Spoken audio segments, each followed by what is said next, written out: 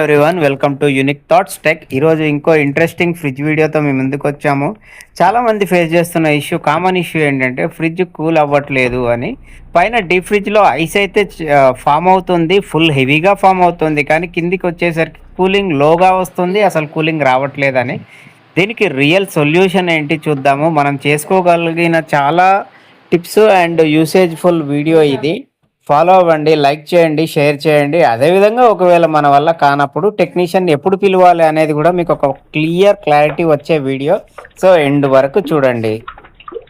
మనకు డీప్ ఫ్రిడ్జ్లో మనకు ఫ్యాన్ అనేది ఉంటుంది. ఆ ఫ్యాన్ ఏం చేస్తుందంటే కూల్ ఎయిర్ని సర్క్యులేట్ చేస్తుంది. సర్క్యులేట్ చేసినప్పుడు మనకు మెయిన్ ఫ్రిడ్జ్లో కూడా కూల్ అనేది ఈవెన్గా మనకు పాస్ అవుతూ ఉంటుంది.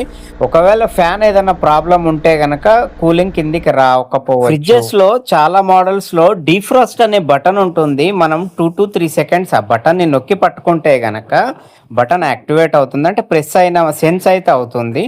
మనం అది చేసి వదిలేస్తే ఆటోమేటిక్గా 2-3 అవర్స్లో డీఫ్రాస్ట్ ప్రాసెస్ అనేది కంప్లీట్ అవుతుంది. ఇలా 2-3 డేస్కి ఒకసారి చెయ్యాలి.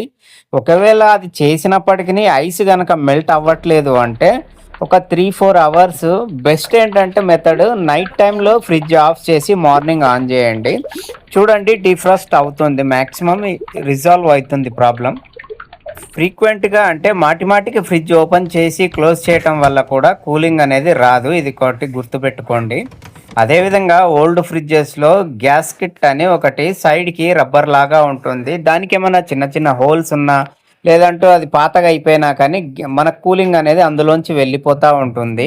గ్యాస్ కిట్ ఒకటి మారుస్తారు. మీకు ఐడియా ఉంటే ఫ్రిడ్జ్ మోడల్ నెంబర్ చూపించి గ్యాస్ కిట్ తెచ్చి మీరే జస్ట్ ప్రెస్ చేసుకోవాలి. అదంతే, జెంటిల్గా చేస్తే మనం చేసేసుకోవచ్చు.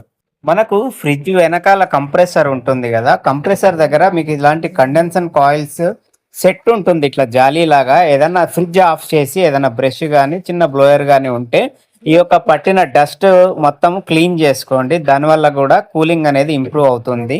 ఇంకో విషయం ఏంటంటే మనకు ఇండ్లలో లో వోల్టేజ్ ఇష్యూ ఉంటే కూడా కూల్ అవ్వదు, ఇది ఒకటి గుర్తుపెట్టుకోండి. అదేవిధంగా ఫ్రిడ్జ్లో ఐటమ్స్ ఫుల్గా పెట్టడం వల్ల హెయిర్ ఫ్లో అనేది మనకు ఈవెన్గా జరగాలి. కంపల్సరీ ఏ ఐటమ్ పెట్టినా ఫ్రిడ్జ్ వెనకాల 1 నుంచి 2 ఇంచ్ గ్యాప్ ఉండేలా చూసుకోండి. సో ఎయిర్ సర్క్యులేషన్ కరెక్ట్గా అయ్యి ప్రతి ఐటమ్ కూల్ అవ్వటానికి ఛాన్సెస్ హెవీగా ఉంటాయి. చాలామందికి తెలియకుండా చేస్తున్న ఒక కామన్ మిస్టేక్ ఏంటంటే మనం మార్కెట్కి వెళ్ళి వెజిటేబుల్స్ తెచ్చినప్పుడు అలాగే ప్లాస్టిక్ కవర్స్లో పెట్టేస్తాము. సో దానివల్ల మాయిశ్చర్ ఫామ్ అవుతుంది, కూరగాయలు కూడా తొందరగా పాడవుతాయి. ఆ మాయిశ్చర్ డ్రాప్స్ అనేది ఫ్రిడ్జ్లో పడినప్పుడు ఆ హీట్ అనేది ప్రొడ్యూస్ చేయటం వల్ల ఫ్రిడ్జ్ కూలింగ్ ఆటోమేటిక్గా తగ్గటమే కాకుండా మనం తెచ్చిన వెజిటేబుల్స్ పాడవుతాయి, వెజిటేబుల్స్ ఫ్రూట్స్ లాంటివి పాడవుతాయి. సో ప్లాస్టిక్ కవర్స్ లాంటివి అవాయిడ్ చేయండి. ఇంకో చాలా ఇంపార్టెంట్ విషయం ఏంటంటే ఫ్రిడ్జ్ షెల్ఫ్స్లో మనకు సేఫ్టీ అని ఇట్లా మ్యాట్స్ లాగా వేస్తుంటాము. మనం ఏవి పడితే ఆ మ్యాట్స్ వేయటం వల్ల అది హీట్ ప్రొడ్యూస్ చేసి మనకు ఆ టఫ్ అండ్ షెల్ఫ్స్ పక్కన చిన్న చిన్న హోల్స్ లాగా పెడతారు, గ్యాప్స్. ఫ్రిడ్జ్ ఎయిర్ అనేది ఫ్లో అవ్వటానికి ఈజీగా మనకు అక్కడ తిరుగుతుంది. మనం ఎప్పుడైతే ఆ కవర్స్ వేస్తామో ఆ ఎయిర్ ఫ్లో అనేది బ్లాక్ అవుతుంది. మీకు ఒకవేళ ఫ్రిడ్జెస్లో ఏవి వాడాలో తెలియకపోతే నేను డిస్క్రిప్షన్స్లో లింక్ ఇస్తాను, అక్కడ నుంచి మీరు బై చేసుకోవచ్చు.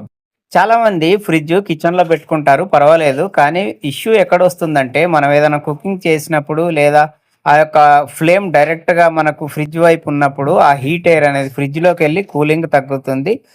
బెటర్ ఆప్షన్ ఏంటంటే కిచెన్లో అవాయిడ్ చేయడం చాలా మంచిది. అదేవిధంగా సన్లైట్ డైరెక్ట్గా మనకు ఫ్రిడ్జ్ పైన పడటం వల్ల కూడా ఫ్రిడ్జ్ ఫ్రంట్ డోర్ అది హీట్ అయ్యి మనకు ఆటోమేటిక్గా కూలింగ్ ఇష్యూ వస్తుంది.